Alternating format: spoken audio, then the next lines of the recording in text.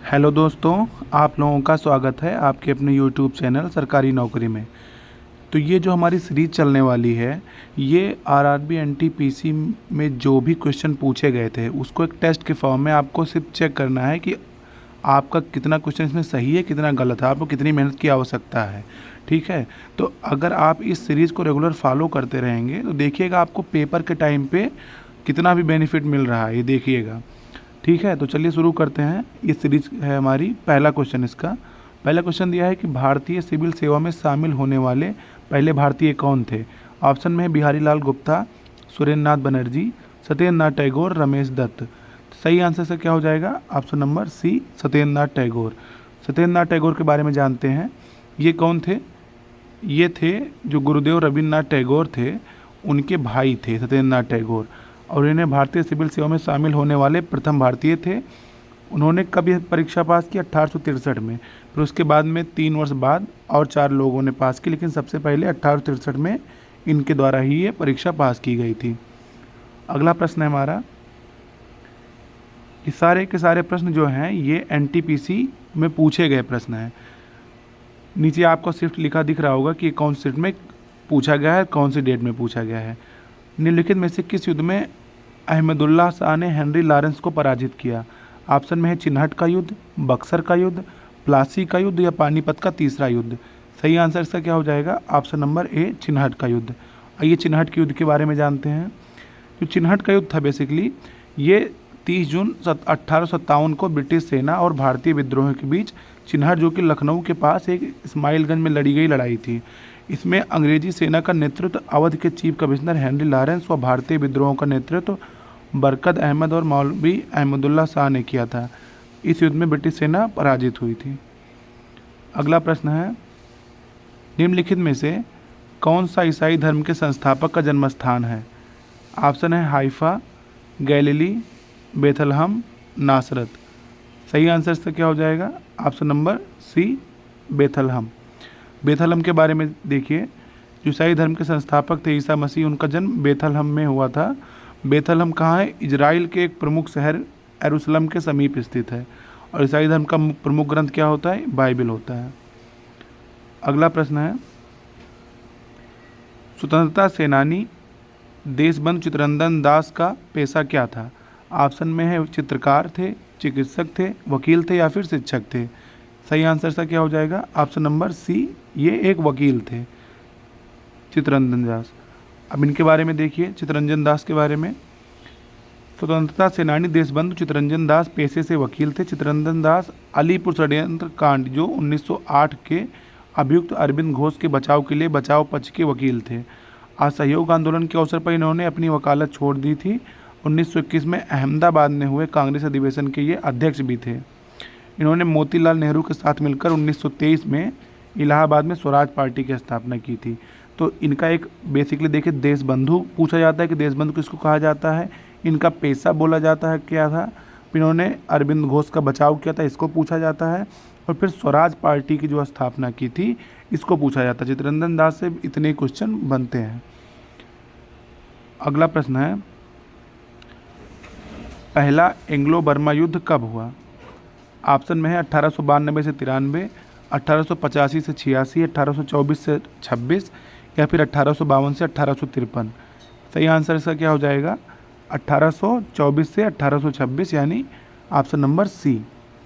अब देखिए, जो प्रथम आंग्ल बर्मा युद्ध था ये 1824 से लेकर 1826 तक चला।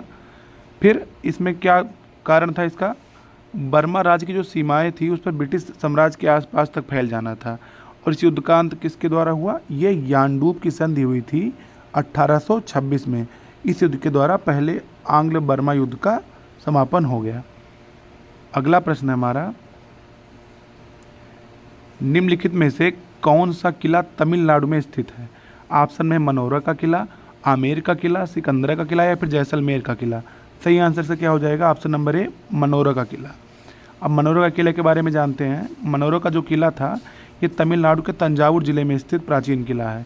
इसका निर्माण कब हुआ था? 1814 से 1815 ईस्वी में किया गया। इसके निर्माता कौन थे? मराठा शासक सारफोजी द्वितीय थे। यह किला द्रविड़ शैली में बनाया था। तो मनोरा किला के बारे में आपने इतनी चीज़ें याद रखी कि ये तमिलनाडु के तंजावुर जिले में है। इसका निर्माण सरफोजी द्वितीय ने किया था, जो कि एक मराठा शासक थे, और फिर ये द्रविड़ शैली में बना है। अगला प्रश्न है हमारा, किस स्वतंत्रता सेनानी ने मुंडक उपनिषद से लिए गए शब्द सत्यमेव जयते को लोकप्रिय बनाया? ऑप्शन में है मदन मोहन मालवीय, स्वामी विवेकानंद, महात्मा गांधी या फिर सुभाष चंद्र बोस। तो सही आंसर इसका क्या हो जाएगा? ऑप्शन नंबर है मदन मोहन मालवीय। अब देखिए इसके बारे में जानते हैं। जो मदन मोहन मालवीय जी थे, उन्होंने मुंडक उपनिषद से लिए गए सत्यमेव जयते शब्द को लोकप्रिय बनाया था, और सत्यमेव जयते भारत का राष्ट्रीय आदर्श वाक्य भी है। इसका अर्थ क्या अर्थ होता है? सत्य की सदैव विजय होती है, और ये भारत के राष्ट्रीय प्रतीक के नीचे देवनागरी लिपि में अंकित है। तो ये राष्ट्रीय प्रतीक के नीचे इसको आप लोग स्टार मार्क कर लीजिए। अगला प्रश्न है हमारा, 1866 ईस्वी में ईस्ट इंडिया कंपनी संघ की स्थापना किसने की थी? ऑप्शन में दादा भाई नौरोजी, M.K. सेन, मैडम भिकाजी कामा या फिर गोपाल कृष्ण गोखले। सही आंसर से क्या हो जाएगा? ऑप्शन नंबर ए दादा भाई नौरोजी की। अब दादा भाई नौरोजी के बारे में जानते हैं। ये ब्रिटेन में, इसकी स्थापना कहाँ हुई थी ईस्ट इंडिया संघ की? ये ब्रिटेन में हुई थी। किसने की थी? दादा भाई नौरोजी ने 1866 में। ठीक, दादा भाई नौरोजी को भारत का great old man of India यानी भारत का वयोवृद्ध की भी संज्ञा दी जाती है।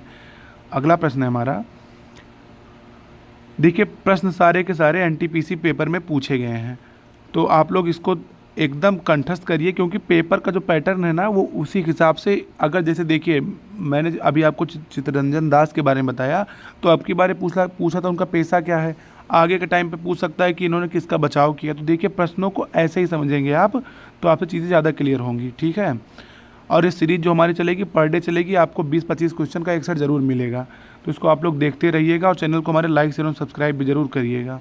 ठीक है, ये प्रश्न है हमारा, पंजाब के किस शहर को पहले रामदासपुर के नाम से जाना जाता था?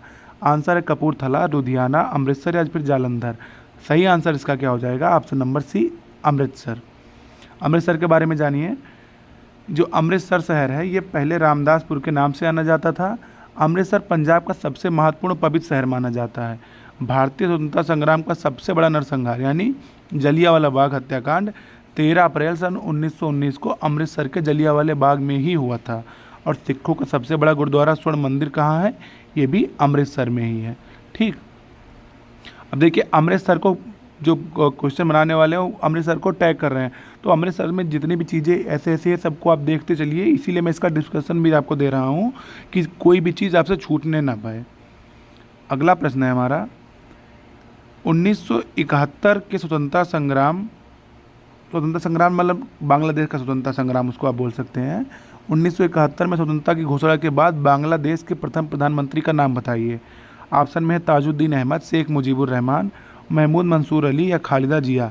सही आंसर इसका क्या हो जाएगा? Option number b Sheikh Mujibur Rahman थे।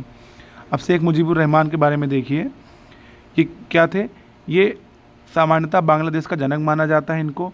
ये आवामी लीग के अध्यक्ष थे, यानी देखिए मैंने आपको बताया ना कि कहाँ से क्वेश्चन कैसे फ्रेम होंगे। आवामी लीग के अध्यक्ष थे। 1971 में स्वतंत्रता घोषणा के बाद बांग्लादेश के प्रथम प्रधानमंत्री शेख मुजीबुर रहमान थे। वे शेख मुजीब के नाम से ही प्रसिद्ध हैं। उन्हें बंग बंधु, ठीक है, जैसे दीनबंधु चित्तरंजन दास थे, ऐसे बंग बंधु कौन थे? ये शेख मुजीबुर रहमान थे। ठीक, अगला प्रश्न है हमारा, क्वेश्चन कह रहा है 1925 में केंद्रीय विधानसभा का प्रथम निर्वाचित अध्यक्ष कौन था? सुभाष चंद्र बोस थे, विट्ठल भाई पटेल थे, मोतीलाल नेहरू थे या भगत सिंह थे? सही आंसर से क्या हो जाएगा? ऑप्शन नंबर बी विट्ठल भाई पटेल। विट्ठल भाई पटेल के बारे में जानते हैं। विट्ठल भाई पटेल एक भारतीय राजनीतिक नेता, स्वराज पार्टी के सह संस्थापक और सरदार पटेल के बड़े भाई थे। ठीक है, ये 1925 में केंद्रीय विधानसभा के अध्यक्ष चुने गए थे। ठीक, अगला प्रश्न है हमारा, भारत के प्रथम विदेश मंत्री कौन थे?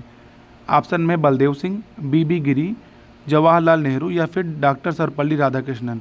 तो कौन थे ये? Option number c Jawaharlal Nehru एकदम राइट आंसर हो जाएगा। अब देखिए और सबके बारे में देखते हैं कि स्वतंत्र भारत के प्रथम विदेश मंत्री जो जवाहरलाल नेहरू थे। बलदेव सिंह कौन थे? स्वतंत्र भारत के प्रथम रक्षा मंत्री। रक्षा से आप बलदेव को रिलेट कर सकते हैं कि जो रक्षा वही करे जिसके पास बल होगा। बीबी गिरी कौन थे? भारत के तीसरे उपराष्ट्रपति और चौथे राष्ट्रपति थे।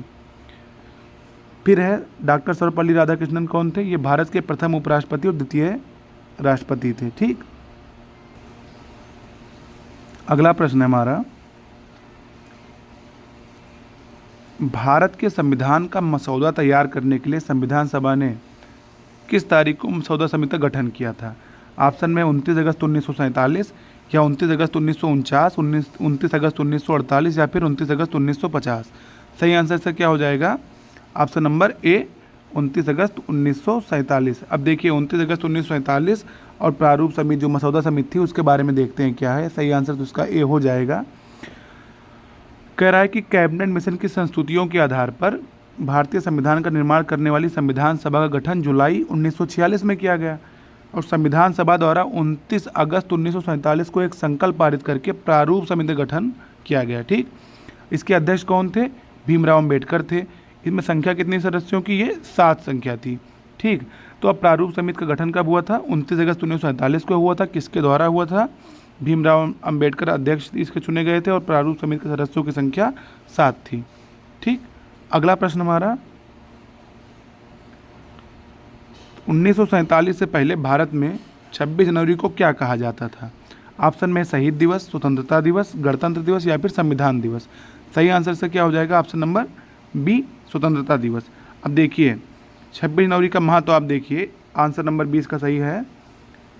1947 से पहले भारत में 26 जनवरी को स्वतंत्रता दिवस के रूप में मनाया जाता था। क्यों? 26 जनवरी 1930 को रावी नदी के तट पर जवाहरलाल नेहरू द्वारा झंडा फहराकर पूर्ण स्वराज की संकल्पना प्रस्तुत की गई थी। स्वतंत्रता के उपरांत 15 अगस्त को स्वतंत्रता दिवस एवं 26 जनवरी को गणतंत्रता दिवस मनाया जाने लगा। ठीक है, अगला प्रश्न है हमारा, देखिए किस सक्रिय ज्वालामुखी को भूमध्य सागर के लाइट हाउस के रूप में जाना जाता है? ऑप्शन में है माउंट एटना, स्ट्राम्बोली, कोटोपैक्सी या फिर माउंट वेसुवियस। इसका सही आंसर क्या हो जाएगा? Option number b Stromboli. अब देखिए स्ट्राम्बोली के बारे में जानते हैं। स्ट्राम्बोली ज्वालामुखी क्या इटली के सिसिली के उत्तर में, यानी इटली में जो सिसिली है उसके उत्तर में लिपारी द्वीप पर स्थित है। इसे भूमध्य सागर का प्रकाश स्तंभ कहते हैं। यह एक सक्रिय ज्वालामुखी है। सक्रिय ज्वालामुखी क्या होते हैं? जिनसे समय समय पर मैग्मा निकलता रहता है या वर्तमान में उद्गार हो रहा है। ठीक, तो इसका सही answer option number b Stromboli हो जाएगा। अगला प्रश्न है, भारत का एकमात्र सक्रिय ज्वालामुखी कहाँ है? ऑप्शन में बारातांग, बैरन द्वीप, पोर्ट ब्लेयर या फिर नारकॉन्डन द्वीप। तो ये ऑप्शन नंबर 20 का बैरन द्वीप एकदम सही हो जाएगा। बैरन द्वीप के बारे में देखिए, बैरन द्वीप भारत का एकमात्र सक्रिय ज्वालामुखी है। यह द्वीप लगभग 3 किलोमीटर में फैला है। यहाँ का ज्वालामुखी फरवरी 2017 में फटा था। यह अंडमान निकोबार द्वीप समूह की राजधानी पोर्ट ब्लेयर से लगभग 140 किलोमीटर उत्तर पूर्व में बंगाल की खाड़ी में स्थित है। ठीक, तो भारत का एकमात्र सक्रिय ज्वालामुखी क्या है? बैरन द्वीप है। अगला प्रश्न है हमारा,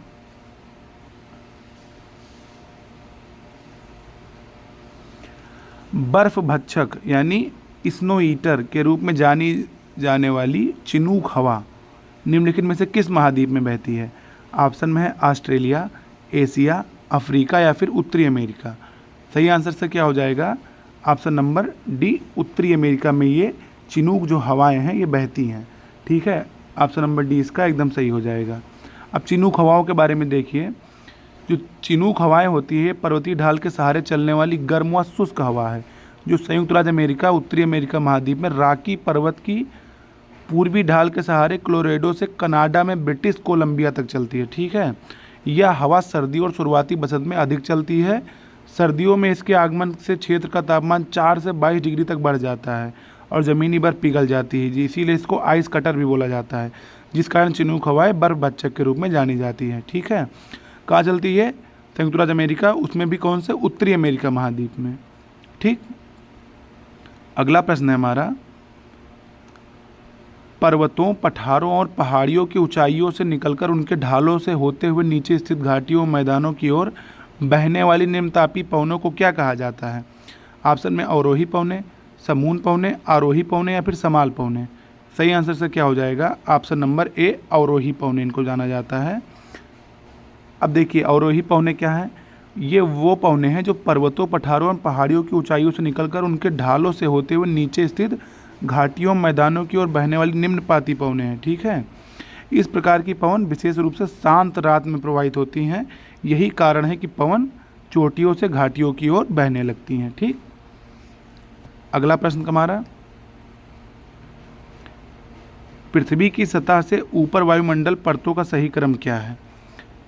अब इसमें क्रम से आपको लगाना है, तो इसका सही क्रम जानते हैं क्या हो जाएगा? ऑप्शन नंबर ए क्षोभ मंडल, क्षोभ मंडल के बाद समताप मंडल, समताप मंडल के बाद मध्य मंडल, मध्य मंडल के बाद में ताप मंडल। ठीक, तो ये इसका ए वाला आंसर एकदम सही हो जाएगा।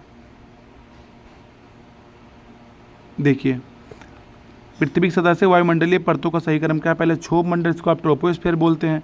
समताप मंडल, इसको आप स्ट्रेटोस्फीयर बोलते हैं। इसी पे ओजोन परत पाई जाती है। मध्य मंडल क्या है? मेसोस्फीयर, यानी बीच में रहता है। और फिर उसके बाद में ताप मंडल, ये थर्मोस्फीयर है। अब क्षोभ मंडल में क्या है? यहाँ वायुमंडल की सबसे निचली परत है। कौन सी? क्षोभ मंडल। क्षोभ मंडल के ऊपर क्या है? समताप मंडल होती है।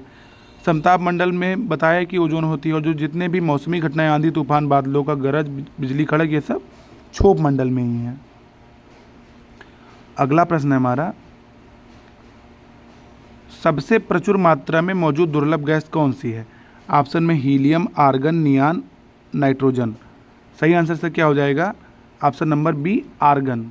ठीक, अब देखिए आर्गन के बारे में देखिए, आर्गन 0.93% प्रकृति में वायुमंडल में सबसे अधिक मात्रा में पाई जाने वाली दुर्लभ गैस है।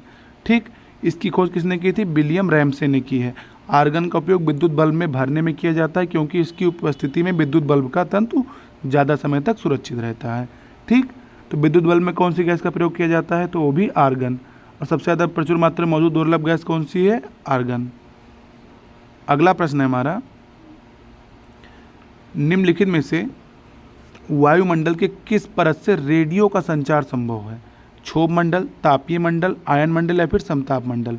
इसका सही आंसर क्या हो जाएगा? ऑप्शन नंबर सी, आयन मंडल। अब देखिए आयन मंडल के बारे में आपको बताता हूँ। सही आंसर इसका आयन मंडल है। रेडियो का संचार जो है वायुमंडल के आयन मंडल परत से संभव होता है, क्योंकि आयन मंडल अनेक आयनित कणों से मिलकर बना होता है, जिसमें प्रकाश संकेत का परावर्तन संभव होता है, जिससे प्रकाश संकेत या ध्वनि संकेतों को पुनः प्राप्त करके रेडियो द्वारा प्रसारण किया जाता है। देखिए जो रेडियो होती हैं, रेडियो तरंगें होती हैं, ये आयन में चलती हैं, तो इससे आप रिलेट करके देख लीजिए कि आयन मंडल में रेडियो संबंधी घटनाएं होंगी। ठीक, अगला प्रश्न है हमारा, निम्नलिखित में से किस पर्वतमाला को एशिया और यूरोप के बीच की सीमा माना जाता है? ऑप्शन में है Ural, the great dividing range, Atlas और आल्पस। सही आंसर से क्या हो जाएगा? ऑप्शन नंबर ए, यूराल को एशिया और यूरोप के बीच की सीमा माना जाता है। अब देखिए यूराल के बारे में मैं आपको बता रहा हूँ। सही आंसर इसका यूराल हो जाएगा। यूराल पश्चिमी रूस की एक पर्वत श्रृंखला है जो उत्तर से दक्षिण की ओर विस्तृत है। यह भौगोलिक रूप से एशिया और यूरोप को अलग करती है। एशिया को यूरोप से अलग करने वाले अन्य भौगोलिक कारक है भूमध्य सागर, काला सागर और कैस्पियन सागर था डार्नेस व बासफोरस जल संधियाँ। ठीक, अगला प्रश्न है हमारा, एटलस पर्वतमाला निम्नलिखित में से किस महाद्वीप में स्थित है? पहला है एशिया, उत्तरी अमेरिका, यूरोप या फिर अफ्रीका। सही आंसर से क्या हो जाएगा? ऑप्शन नंबर डी, ये अफ्रीका में है। ठीक, देखिए मैं आपको विभिन्न पर्वतमालाओं के बारे में, उनकी लोकेशन के बारे में बता रहा हूँ। एक चार्ट है मेरा, देखिए इसमें है दक्षिण अमेरिका जो का है, कहाँ पे है वो? दक्षिण अमेरिका में एंडीज पर्वतमाला है, उत्तरी अमेरिका में रॉकी और अल्पेशियन है, ऑस्ट्रेलिया में ग्रेट डिवाइडिंग रेंज है, यूरोप में आल्पस है, काकेशस है और यूराल है, एशिया में हिमालय है, अल्ताई है और हिंदुकुश है, अंटार्कटिका में क्या है? ट्रांस अंटार्कटिका पर्वत है। अगला है अफ्रीका। अफ्रीका में क्या है?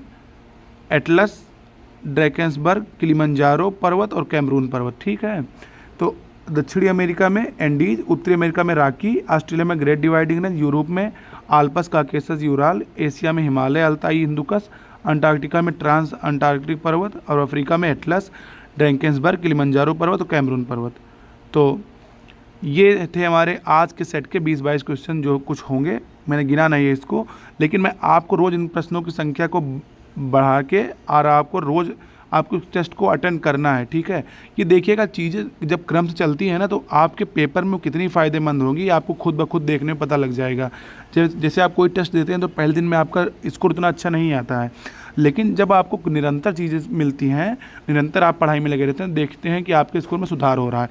उसी प्रकार की ये सीरीज़ है मेरी, आप लोग इसको देखिए और जो कुछ आपको समझ में ना आ रहा नीचे वीडियो को ज़रूर कमेंट में करिए। ठीक है, तब तक मिलते हैं दूसरे प्रैक्टिस के सेट के साथ। तब तक के लिए जय हिंद।